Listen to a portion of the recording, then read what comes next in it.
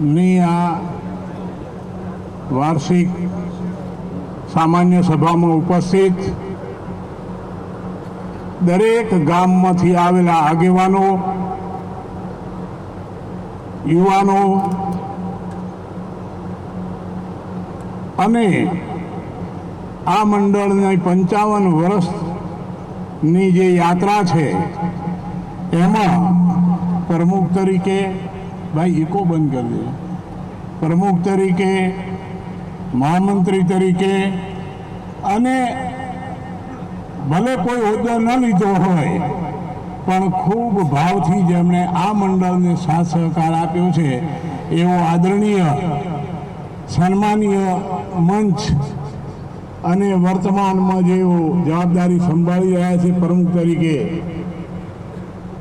ભાઈ શ્રી નરભેરામજી રાયગોર, ભાઈ શ્રી ગોકળાભાઈ, એ જે કંઈ કામ અહીંયા કરે છે એ કામ ખૂબ પ્રશંસનીય છે.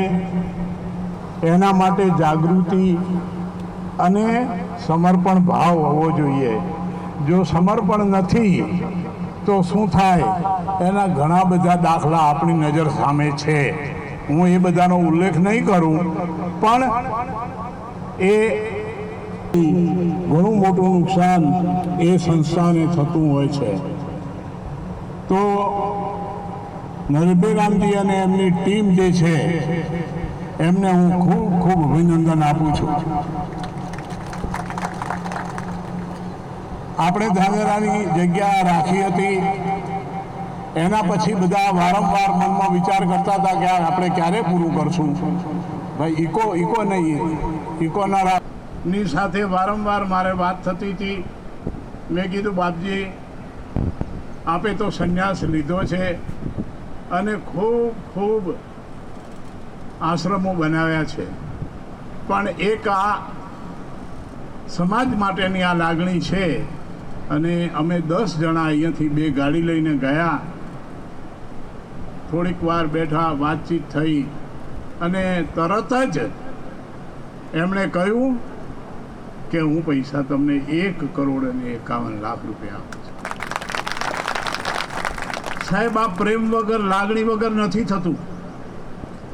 લાગણી હોય, સમર્પણ હોય, સમજણ હોય જોઈએ. આ મારું છે અને હું તમને ચોક્કસ એ વાત કહીશ કે જો તમારા મનમાં ભાવ હશે તો તમે જે કંઈ કામ કરશો એ કામ સફળ થશે. પણ તમારા મનમાં અહંકાર, અભિમાન અને કંઈક હું કંઈક છું એ ભાવથી લઈને તમે જો કામ હાથમાં લેશો ને, આજે તો એક જાતની ફેશન થઈ ગઈ છે. સમાજમાં કોઈ કામ કરતો હોય ને એને હેડતા બળદને આર ઠોકવી, બોલવા ગમે તેમ, અને આપણે લાચાર થઈ જઈને એમને સાંભળવા પડે. આટલા વર્ષના અનુભવ પછી હું એટલો દુઃખી છું. કેટલીક વાતો તો ખરેખર હું નથી કરતો, અને નથી કરતો એનું કારણ એ છે કે આ સંગઠનને આપણે ચલાવવું છે, સમાજના ભલા માટે ચલાવવું છે. એટલે ઝેર પીને હું આગળ વધું છું. બાકી મારું પોતાનું પણ આત્મસન્માન છે, સ્વમાન, હો, અભિમાન નહીં. અને આત્મસન્માન વગરનો કોઈ પણ માણસ ક્યાંય ઉપયોગી નહીં થાય. જ્યારે તમે સમાજના કામ માટે આવો ત્યારે, જેવી રીતે મંદિરમાં જઈએ છીએ ત્યારે ચંપલ ઉતારીને જઈએ છીએ, એવી જ રીતે સમાજનું કામ એ પ્રભુની જનસેવા, એ પ્રભુ સેવા છે. એ ભાવ સાથે તમે આવો. અને મહેરબાની કરીને જો તમારા મનમાં ખરાબ ભાવ હોય, મોટાઈનો ભાવ હોય, રાજકારણના આટાપાટા રમવા હોય તો ઘણા ક્ષેત્રો પડ્યા છે. દૂર થઈ જાઓ, ચૂપચાપ શાંતિથી દૂર થઈ જાઓ. પણ સમાજના આ પવિત્ર કાર્યમાં ખોટા પ્રશ્નો ઊભા કરીને દુઃખી ના કરો. કોઈ સંવેદનશીલ માણસ છે ને, એને તમે 2 મિનિટ બોલીને ચૂપ થઈ જાઓ છો, પણ એને આઘાત લાગે છે. 2-4 દાડા સુધી એ માણસ પોતાની જાતને સંભાળી નથી શકતો. આ અનુભવ મેં કર્યો છે, એટલા માટે કહું છું. એટલે આપણે બધા જો સમાજના માટે કામ કરવા માટે આપણા મનમાં ભાવ હોય તો એ પવિત્ર ભાવ રાખવો અને બધી જ રીતે સંપૂર્ણ સમર્પણ. હું સમાજ માટે બધું સહન કરીશ, પણ ખોટું નહીં કરું, અને ખોટું થતું હોય તો એ થવા નહીં દઉં, એ ચોક્કસ ભાવ રાખો. મંડળની અંદર કેવા કેવા પ્રશ્નો ઊભા થાય છે એ આપણે બધા જાણીએ છીએ, છતાં પણ આપણે બધા પ્રયત્ન ચાલુ રાખીને આજે આ સ્થિતિએ પહોંચાડ્યું છે મંડળને. અને પૂજ્ય બાપજીના આશીર્વાદ મળ્યા છે તો અહીંયા જે ભવન બનશે એના માટે પૂજ્ય બાપજી આપણને ટાઈમ આપશે, એમના હાથે ખાતમુહૂર્ત કરાવવામાં આવશે. એઓ પધારશે ત્યારે આપણા 32 ગામોમાંથી ખૂબ મોટી સંખ્યામાં ભાઈઓ બહેનો આખો મંડપ આપણે બાંધવો પડે અને એમની શોભાયાત્રા કાઢીને આપણે ખૂબ ભવ્ય કાર્યક્રમ કરવો પડશે. બધા તૈયાર છો ને ભાઈ? કોઈના મનમાં એમ હોય કે ના એમ તો મને એ વાત કરશો તો એ વાત પહોંચાડી શકાય. મેં તમારા વતી મને વિશ્વાસ છે એટલે બાપજીને એ ખાતરી આપી છે કે બાપજી ધાનેરામાં અમે ખૂબ ભવ્ય શોભાયાત્રા કાઢીશું. મને ખબર છે આપણા મંડળમાં સંખ્યા ન થાય એટલે કેટલાક લોકો જે દિવસે મંડળનો કાર્યક્રમ હોય ત્યારે ક્રિકેટ ટુર્નામેન્ટ રાખે, નવા કાર્યક્રમ કરાવે, હાકા કરાવે.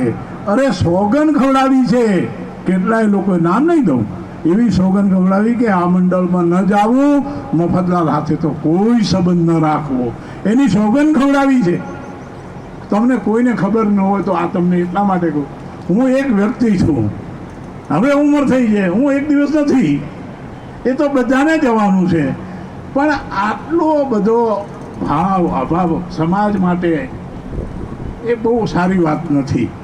બીજી વાત કરી અશોકભાઈએ ગાંધીનગરની, એમાં આપણે કંઈ કરવાનું રહેતું નથી, કારણ કે ગાંધીનગર માટે બહુ ઘણા બધા પૈસા સમાજે આપ્યા છે અને એમણે કંઈ કમિટમેન્ટ પણ લીધું છે. એક આપનાર લોકો એ કમિટમેન્ટનો હિસાબ લે, એ હિસાબ કરે, એ કરે, એમને કહ્યું પણ છે. એટલે એમાં હમણાં આપણે ટેન્શન લેતા નથી. આપણે હમણાં અહીંયાનું એક આ કામ પૂરું થાય પછી બીજી વાત, બાકી એ એમની રીતે એ કામ કરશે. નહીતર એમને એમ થશે કે કામ તો અમારે કરવું હતું પણ આ મંડળવાળા વચ્ચે પડ્યા, આપણે વચ્ચે પડવું નથી. એ એમને કરે, આપણે ખુશ, આપણે આશીર્વાદ બધાને આપવાના. અને એ કામ જ્યારે શરૂ કરે ત્યારે આપણે પણ સહયોગ આપશું. બરોબર? સમજ છો ને તમે? ઠીક. પછી બીજી એક વાત એવી હતી,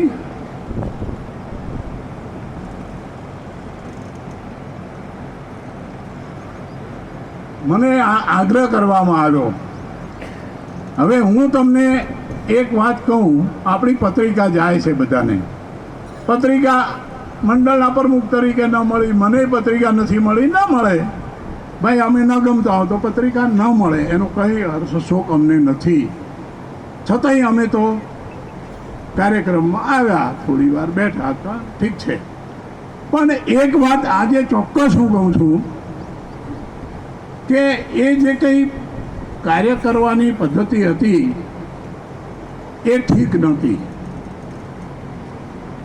આજે મારી સાથે જે હમણાં સુરતના યુવાનો આવ્યા છે, નવસારીથી આવ્યા છે, એ યુવાનોએ જે કંઈ કામ કર્યું, સમાજ જાગૃતિનું કામ કર્યું છે, એમણે એમની ફરજ નિભાવી છે.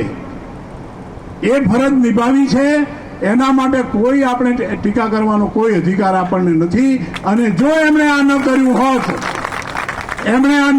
હોત તો 32 સમાજ તો આપણે તો સુતેલા હતા, એ સુતેલાના સુતેલા રોત. તમે હજી જાગૃત નથી થતા, તમને નાની વાતમાં રસ છે. કોઈ અમલ રાવણો કે આવરા તો એમ લાગે કે આખી દુનિયાએ મને મોટો બનાવી દીધો, એની કોઈ મહત્વ નથી. આપણે આ વાત હવે છોડી દીધી. ખૂબ પીઓ, તમને મજા આવે એમ કરો, એની હવે ટીકા અમે નથી કરતા. પણ આ જે વિષય છે એ એટલા માટે ચર્ચામાં લીધો કે આપણે આપણા મનથી, આપણે હમણાં પત્રિકા હતી તો વર્ષોથી પત્રિકા જ્યાં જાય છે, વસરાજી જિલ્લાના